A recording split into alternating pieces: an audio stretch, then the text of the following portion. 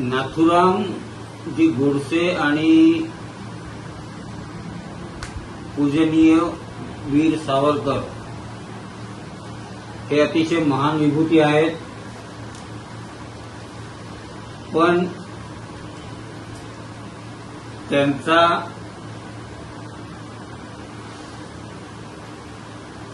व्यक्तिमत्वाला, त्यांच्या कार्याला विनाकारण नावं ठेवली जातात. अतिशय खालच्या स्तरावरचं त्यांच्यावर आरोप केले जातात. त्या आरोपांना चोख प्रत्युत्तर देण्यासाठी 2022 साली आम्ही नाथुराम हिंदू महासभा या संघटनेची स्थापना केली. नाथुराम हिंदू महासभा या नावावरूनच वाद उत्पन्न झाला. माननीय त्यावेळेस आम्ही बोर्ड लावला, त्यावेळेस नागपुरात महाराष्ट्र विधानसभेचं हिवाळी अधिवेशन चालू होतं. आदरणीय अजितजी पवार यांनी तो मुद्दा विधानसभेत उचलला. त्यानंतर आम्ही काही दिवस थांबलो आणि नंतर सगळ्या त्याच्या ज्या लिगल आस्पेक्ट्स आहेत ते प्रशासनाला दाखवले आणि त्यानंतर आम्ही तो बोर्ड, त्याच्याहून चौपट मोठा बोर्ड परत लावला. नाथुराम हिंदू महासभा या नावात काहीही चुकीचं नाही. त्याच्यामध्ये एक जजमेंट आहे, त्या जजमेंटमध्ये क्लिअर कट म्हटलं आहे की तुम्ही नाथुरामांच्या विचारांचा प्रचार आणि प्रसार करू शकता. फक्त अट एकच आहे की हत्येचं समर्थन, गांधीजींच्या हत्येचं समर्थन करायचं नाही. विचारांचा प्रचार आणि प्रसार हा केला जाऊ शकतो. मुख्यत्वे प्रचार आणि प्रसार हा आहे की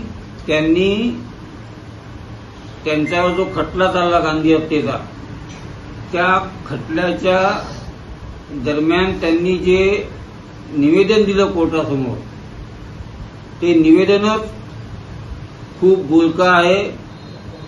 त्यावेळेच्या राजकीय परिस्थितीचं अतिशय सूक्ष्म विश्लेषण त्यांनी केलं आहे.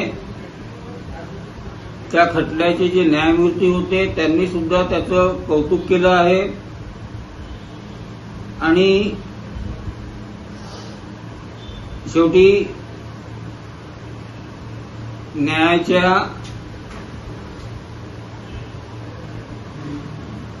कायद्यानुसार त्यांना त्या हत्येची शिक्षा मिळाली. पण त्यामागचा हेतू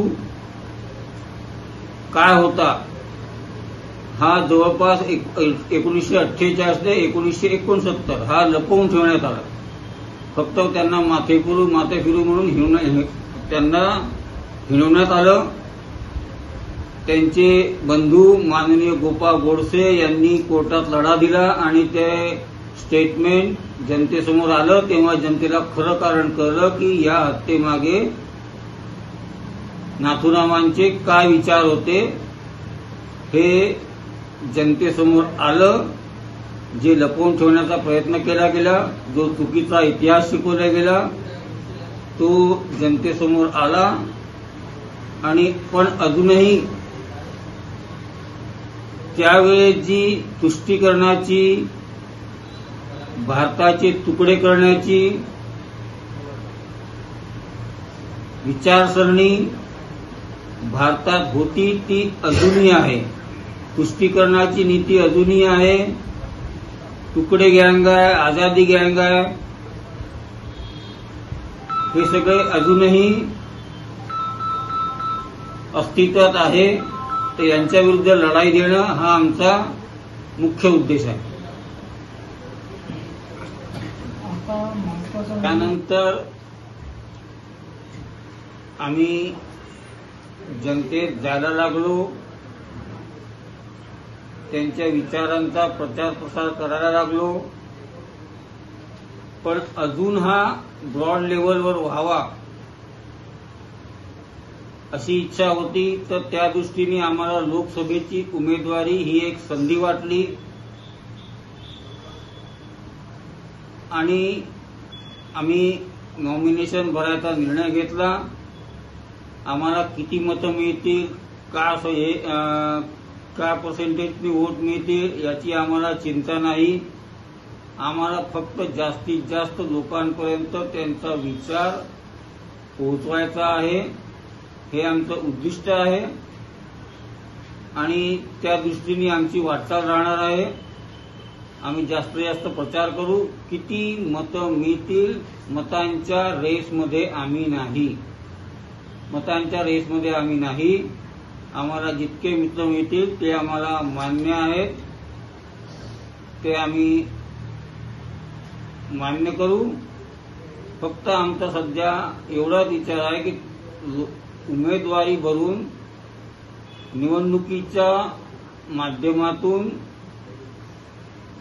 वीर सावरकर आणि नाथूरामजी गोडसे यांचे विचार जनतेपर्यंत पोहोचवून त्यांच्यावर होणारे विनाकारण आरोप, बिनबुडाचे आरोप, टीका याला प्रत्युत्तर देणं, जनतेमध्ये एक त्यांच्या विचारांबद्दल जागृती निर्माण करणं हा आमचा उद्देश आहे. आम्ही मतांच्या रेसमध्ये नाही. गोडसेजी आणि सावरकर यांच्या व्यतिरिक्त आणखी महत्वाचे मुद्दे आहेत, ते कशा प्रकारचे तुम्ही मांडणार? नाही, मुद्दे खूप आहेत. गरिबी, बेरोजगारी, महागाई, हे ते मुद्दे आहेत, पुष्कळ मुद्दे आहेत. पण कोणीतरी कोणता मुद्दा उचलतो. कोणी शेतकऱ्यांचा मुद्दा उचलतो, कोणी मजुरांचा उचलतो, कोणी अजून महागाईचा उचलतो. तर आम्हाला यात हा मुद्दा महत्वाचा वाटला. बाकीचे मुद्दे तर बाकीच्या पार्ट्या उचलत राहतातच. हा मुद्दा आम्हाला महत्वाचा वाटला कारण हा राष्ट्रीय एकतेशी, तुष्टीकरणाच्या नीतीशी जुळलेला आहे, जो पुढे जाऊन राष्ट्राला खूप घातक ठरणारा आहे. त्यामुळे आतापासूनच याबद्दल जनजागृती निर्माण करणं हे आम्हाला आवश्यक वाटलं. म्हणून आम्ही इतर मुद्दे तर बाकीचे घेतातच, तर आम्ही हा मुद्दा घ्यायचा निर्णय घेतला. पुस्तकाबद्दल 55 कोटींचे बळी हे जे पुस्तक आहे, माननीय गोपाळ गोडसे यांनी लिहिलेलं, हे नाथूरामांचं निवेदन आहे जे त्यांनी कोर्टात दिलं. जेव्हा त्यांच्यावर गांधी हत्येचा खटला चालला तेव्हा त्यांनी जे निवेदन दिलं कोर्टासमोर, न्यायालयासमोर, ते निवेदन म्हणजे हे 55 कोटीचे पुस्तक आहे. आणि गोपाळ गोडसेजी सुद्धा यांना सुद्धा या खटल्यामध्ये बोलण्यात आलं होतं. तर त्यांनी त्या संदर्भात गांधी हत्या आणि मी हे सुद्धा त्यांनी पुस्तक लिहिलं. याच्यावर बंदी आली, कोर्टात ते गेले आणि त्याच्यावरची बंदी कोर्टाने उठवली. कोर्टाने म्हटलं की याच्यात जे मुद्दे घेतले आहे ते कुठल्याही प्रकारे चुकीचे नाहीत आणि त्यांनी ती बंदी कोर्टाने त्याच्यावरची उचलली. तर हे 2 पुस्तकं अतिशय महत्वाचे आहेत. याच्यामध्ये खूप प्रकारचं सत्य लोकांसमोर येतं. तर लोकांनी 2 पुस्तकं जरूर वाचावीत अशी आमची इच्छा आहे.